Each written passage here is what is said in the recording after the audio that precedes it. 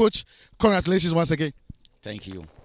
Now, we can feel the vibe. I mean, Kumasi is all over the place. They've been painting the red colours all over, and it has been an amazing season. First of all, let's start like this. When the season started, there was pressure. There was a lot of tension around Kumasi. Can they get the league trophy away from Hearts of Oak? But in the end, you've managed to scale through all the tension, all the problems to get the trophy. How was it starting this particular job, the moment you were appointed? Yeah, as you said, it was a matter of mixed feelings or mixed impressions with respect to me coming in as an academy coach, and again with most of the players coming in. Amazing. We are live at the Jakodachi training grounds where Asante, the newly crowned champions of Ghana Premier League, are training, and we are up close with the head coach Nartey Ogum, who made history by winning his first league trophy for Kumasi Asante and for himself. Coach, but let's talk about the blend. We've seen seasons after seasons where, before the season starts, you see about 12, 13, 15 players being sent away and the new players being brought in. This time around was the same thing. How were you able to blend this young staff to the old players, or the senior players who were each other? So the first thing to do was to ensure that there was mutual respect. There was that amount of mutual trust amongst them, and made them understand that on the football play, sometimes the senior player may not even live up to the junior player, rather be able to live up to the ball. So they need to respect each other's potential, and once they respect each other's potential and acknowledge it, will be good to go. So right from the beginning, if you had opportunity to enter our camp, you would have realized that there was difficulty in identifying whether this was an old player and this was a new player. The blend was so smooth because of that meeting I had with them, that they need to respect each other, because as a team, we're going to respect them, and we expected them to also respect us. But then between players, they need to respect themselves. Once that respect is there, then that dedication to work for each other. Soccer is a team sport, so you need to work for each other. So once that respect is there, it becomes relatively easier for them to work for each other. And I think this was able to sink down into their minds, and we had a peaceful atmosphere in and around the team, and we got going smoothly. Let's talk about the preparation. I mean, these were new players. You were blending them. Everything was going in, but it started from when you guys went to Dubai to get the blending and the bonding moving on. Was it that time that you felt that, look, we are really getting closer and we could win the league? Were that the moment where you felt you could win the league? Yeah, I saw it from there that we're going to play well and also win the league, because if I look at what I wanted them, the way I wanted them to play in terms of the game model, the principles within the game model, trying to make sure that they keep the game simple: receive, you pass, you move to space, you create that angle of support or distance of support for your teammate to also pass the ball to you.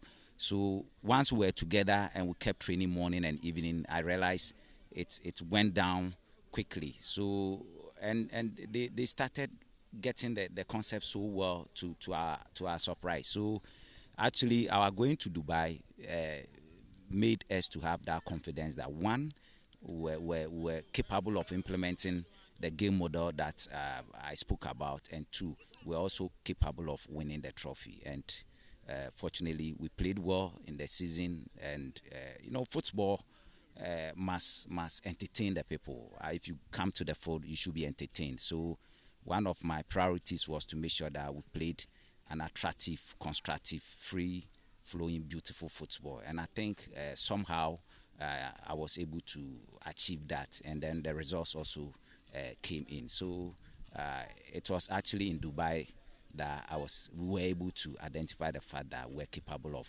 getting the job done. And talking about getting the job done, I remember when the season started, in the first 5 matches, kotoko were undefeated.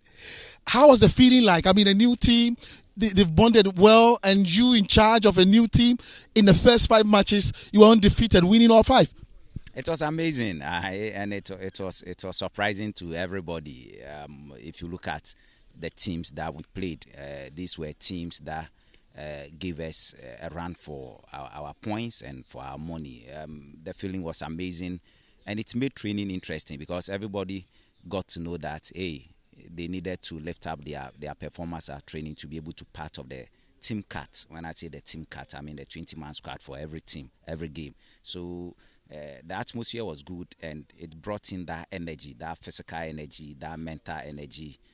In terms of their mood, they look positive all the time. So those 4 games or 5 games we played that we won actually uh, created a deeper team bonding and a deeper sense of focus and a deeper sense of discipline in the team. I mean, you've won the league, but after that 5 games where you went undefeated, there were hard moments where there was a lot of pressure on you. What was the problem, and what lessons did you learn that made you, scale through it and then became a champion? I think the major problem was about injuries, and it's still there. If you look at our last game against Ashgood, we were able to parade only 18-man squad. At Takwa, we paraded a 20-man squad, and still that problem is there. We had about 5 of our players seeing the knife. I mean, going to the surgical ward to be operated on. Others too are suffering from diverse severe injuries that have kept them out of the season. So the team cut became restricted, and because of that, the few players had to work day in and day out, and that also resulted in some amount of stress in them, both mental and physical. And, it's like the human body is like a vehicle. Once you don't give it rest, a time will come, it will disappoint you on the road. So that actually was what happened to us. Some of these players, even though we knew they were good quality players and could deliver on every day at any venue, I think physically they became stressed, and that actually also affected their focus, because once physically you are not that refreshed in terms of your thoughts and its application on the field, it becomes either slow or none. We'll get to know why Kotoko at a point in time were not giving up their best. At a point in time, I know there was a lot of pressure on you. We'll get to know all that. But this is a live coverage of a celebration mood or whatever it is. But it's live on Star Times, and we are, coming your way right from Adako Jache, where the newly crowned league champions, Kumasi Asante Kotoko, have been training throughout the whole season, having a chit chat and a close up with the head coach, Prosper Nartey Ogum, who made history yesterday by winning his first Ghana League trophy. And of course, you are watching it live on Star Times at the channel 247. Coach, a little bit knowledge on the players you included in the team. I mean, talk about the 2 Cameroonians. As at now, they managed to score 26 goals in the 43 goals Kotoko have scored this season. Phenomenal, isn't it? Absolutely. Amazing.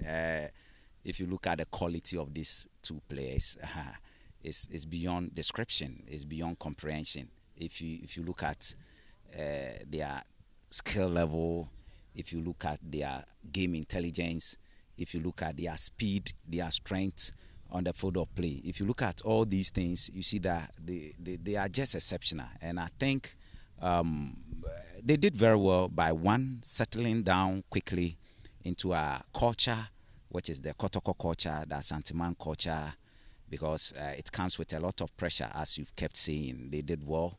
And then 2, they stayed focused. 3, they became obedient.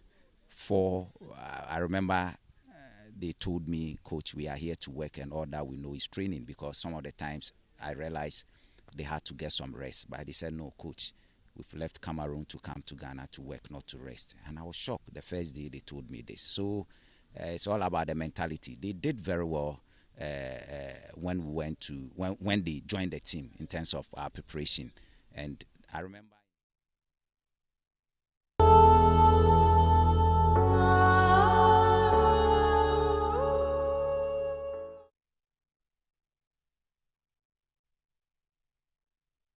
each other.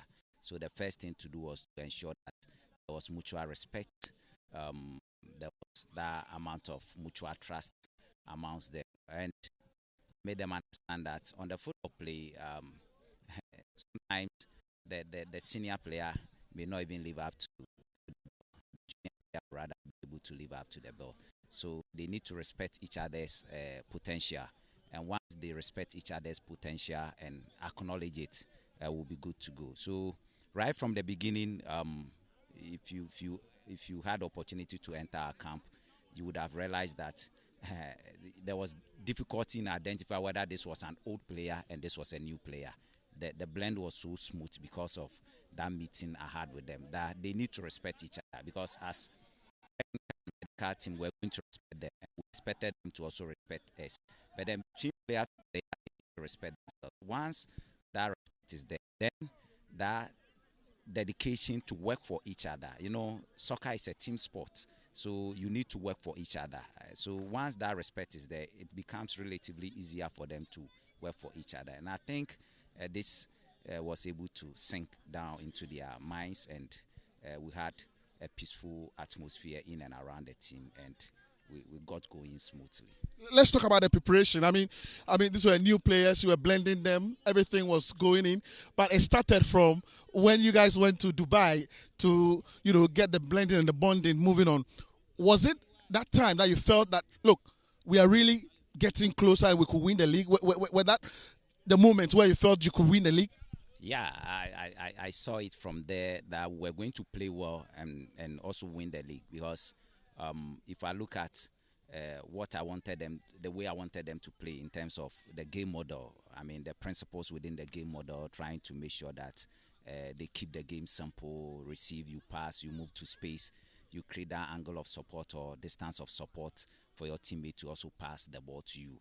So once we were together and we kept training morning and evening, I realized it went down quickly. So and they started getting the concept so well, to our surprise. So actually, our going to Dubai made us to have that confidence that, one, we're capable of implementing the game model that I spoke about, and two, we're also capable of winning the trophy. And fortunately, we played well in the season, and football must entertain the people. If you come to the field, you should be entertained. So one of my priorities was to make sure that we played an attractive, constructive, free flowing, beautiful football. And I think somehow I was able to achieve that. And then the results also came in. So it was actually in Dubai that we were able to identify the fact that we're capable of getting the job done. And talking about getting the job done, I remember when the season started, in the first 5 matches, Kotoko were undefeated. How was the feeling like? A new team, they've bonded well, and you in charge of a new team. In the first 5 matches, you were undefeated, winning all 5. It was amazing, and it was surprising to everybody. If you look at the teams that we played, these were teams that gave us a run for our points and for our money. The feeling was amazing, and it made training interesting, because everybody got to know that, hey, they needed to lift up their performance at training to be able to part of the team cut. When I say the team cut, I mean the 20-man squad for every team, every game. So the atmosphere was good, and it brought in that energy, that physical energy, that mental energy. In terms of their mood, they look positive all the time. So those 4 games or 5 games we played that we won actually created a deeper team bonding and a deeper sense of focus and a deeper sense of discipline in the team. You've won the league, but after that 5 games where you went undefeated, there were hard moments where there was a lot of pressure on you. What was the problem, and what lessons did you learn that made you, scale through it and then became a champion? I think the major problem was about injuries, and it's still there. If you look at our last game against Ashgood, we were able to parade only 18-man squad. At Takwa, we paraded a 20-man squad, and still that problem is there. We had about 5 of our players seeing the knife.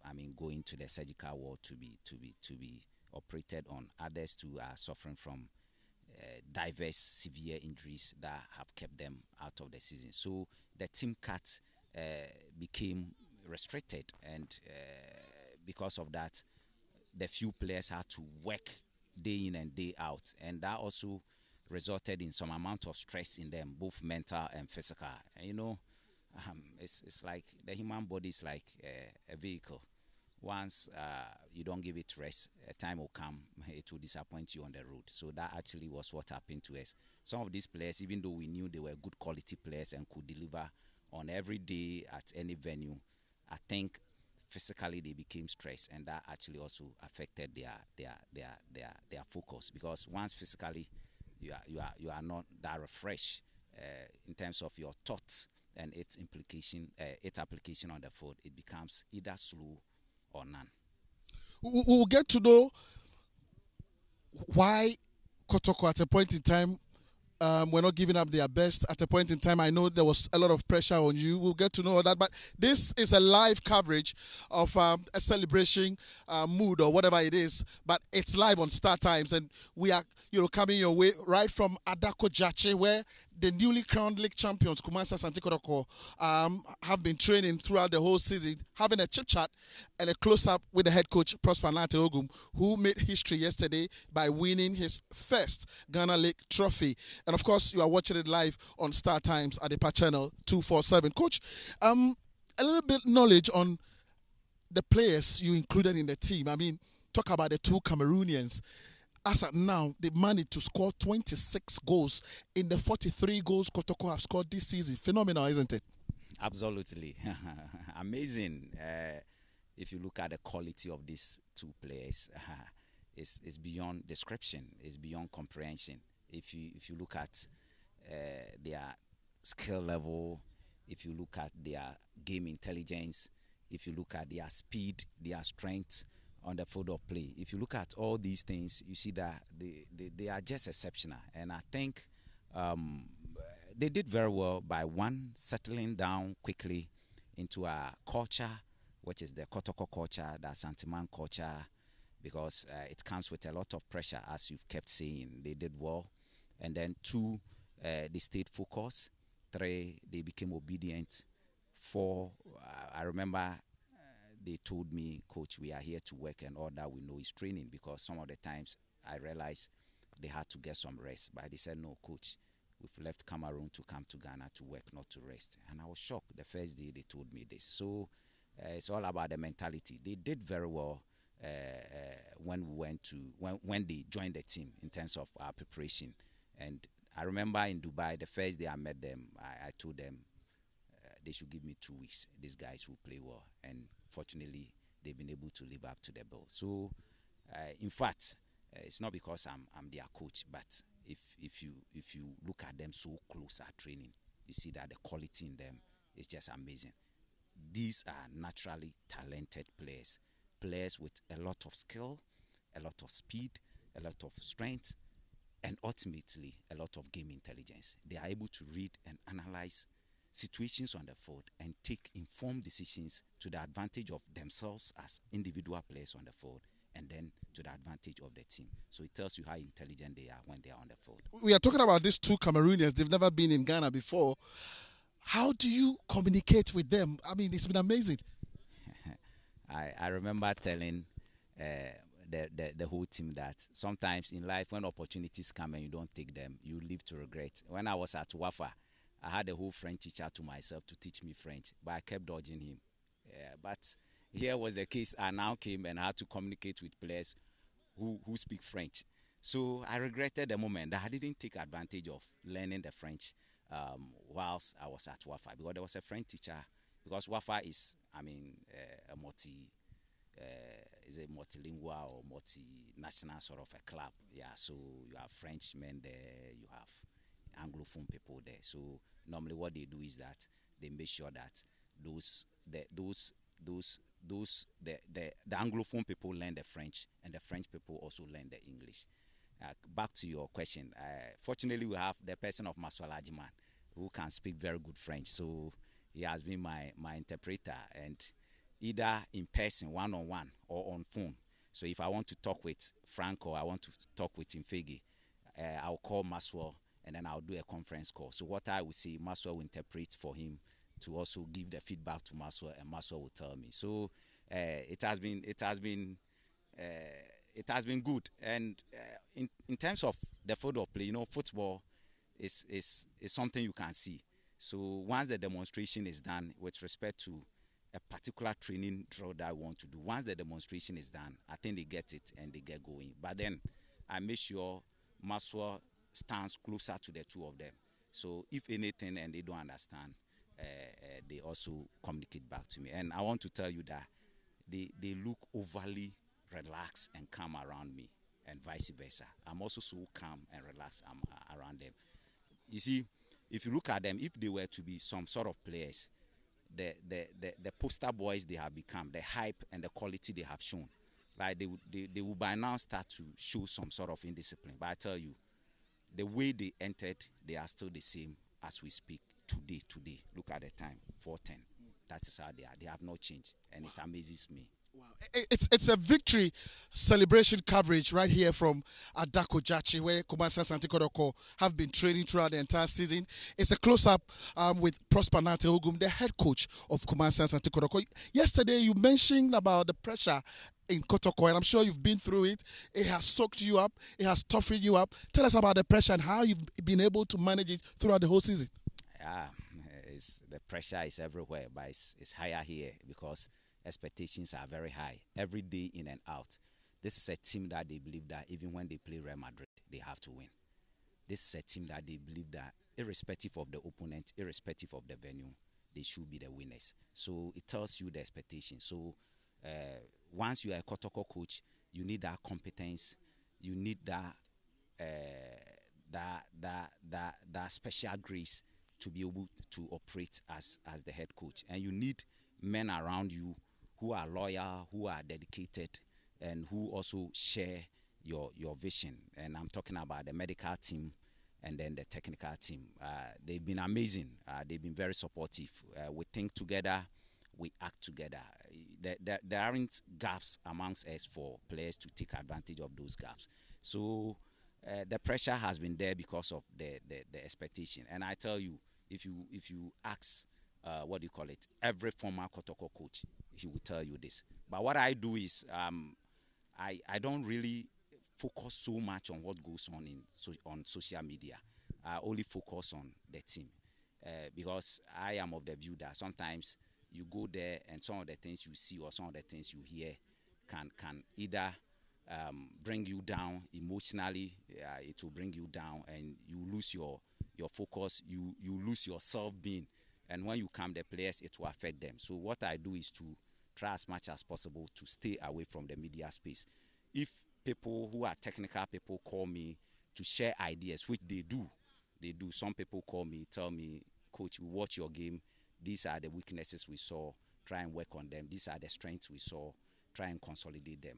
I take them in good faith. Some will talk with you for an hour, 30 minutes, all about trying to get what is important and you think will work for you. So the pressure will be in Kotoko and it will keep being there. But then it's about you, the coach, how you join the train. What I mean by how you join the train is if you are so much into the social media space, probably you hear things that wouldn't let you stay focused, or you read things that wouldn't let you stay focused. So what I do is to try as much as possible to distance myself. And then again, I do what we call top stopping and top blocking. It's a psychological strategy that is used to make sure that if you hear or you see something that is not pleasant, quickly you try and then replace it with something that is pleasant. So sometimes you hear something that is very, very bad, that is very, very derailing. But then what I do is quickly apply this strategy, psychological intervention, to make sure that I replace what is unpleasant with a pleasant one. And once I do that, then my mood will switch on and I'll be good to go. So these have been some of the few things I've been doing. You did win the league yesterday, but tell us, how has it been in terms of the pressure and the reaction after winning the league? I mean, text messages from all over. What has it been? It's been amazing. I slept around 1 a.m. Invariably today. Everybody's texting, everybody's calling. And I need to acknowledge all of them. And still I have to go back after training to go and do that because these are people I don't know.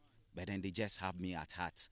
they just have me in mind. They pray for me, they wish me well, everything positive they wish for me. So I have to try as much as possible to sometimes, not sometimes, like try and then return some calls I've missed. And those that I get, I try to talk to them. And then the messages, both text and then normal WhatsApp messages, I'm trying to respond to all of them because they are the people who have been with me throughout in good times and bad times. And that has made us to win the trophy today and make me who I am today. Now, you've won the league. I mean, everybody is in a joyful mood. Everybody is excited. But please tell us, is that going to put a lot of pressure on you come next season? Yeah, I mean, once you become a champion, definitely people will want to make sure that they take you out of that position. So once you become a champion, it means that you need to work harder than before. And don't forget that people have seen the way we played throughout the season, and there are very competent, experienced coaches in the league. They are going to sit down, look at how we play defensively and offensively, and try and then come in very well next season. So what we have to do is either double our effort, what we did this season, we have to either double it or triple it, and then make sure that we get things done. Because if we become carried away by what is happening now, remember, tomorrow will never be the same. But tomorrow can be the same or can be better if we work harder than we have worked today. Excellent. But we will let you go. I have two more questions for you so you can join the boys in training. We will catch up with you again after training, and that will be live again on Star Times at the Patch Channel 247 and, of course, Max TV. But tell me, at what point in time this season were you feeling, did you have that gut feeling that, look, we've won the league or we were going to win the league? I think at the getting to the tail end of the first round, if I look at the normal points we had accumulated, I think we had 36 points in the first round. So my thought was that if we get the same 36 again, that would be 72. Yeah. So if I look at the teams that we played on the road and we're going to play them at home, it gave me some confidence that we could do it. But invariably, it changed. It turned the other way around. We're rather better on the road than at home. And I would say getting to the tail end of the first round, I became confident that we're capable of being crowned champions. Okay, your final question just before you take leave of us. You had injuries, you had players leaving to sign contracts abroad. Can you give us your best 5 Kumasi Asante Kotoko players this season after winning the league? This is a tough question. Everybody, before I go on that, but I want to tell our supporters, the board management, and the playing body that every single player has been amazing. But then, per your question, I think Mbella is one of them. Infegi is also another person who has been very amazing. Moro Ibrahim has been very amazing, which is the third player. Sharif, Mohammed, he has been very amazing. And then Mudasiru, he has also been very amazing. So there you heard him, the Ghana Premier League coach of the moment, Prosper Nartey Ogum. He says Infege, Mbella, Mudasiru, Imoro, and Mo Sharif are his first 5 best players this season for Kumasi Asante Kotoko. We will catch up with him more. He's going to give us all the exclusive, all the things we need to hear and know about this wonderful Kumasi Asante Kotoko team after having a session with the boys here. But Coach, thank you for your time. We will come back again after training. I'm grateful. It's been amazing.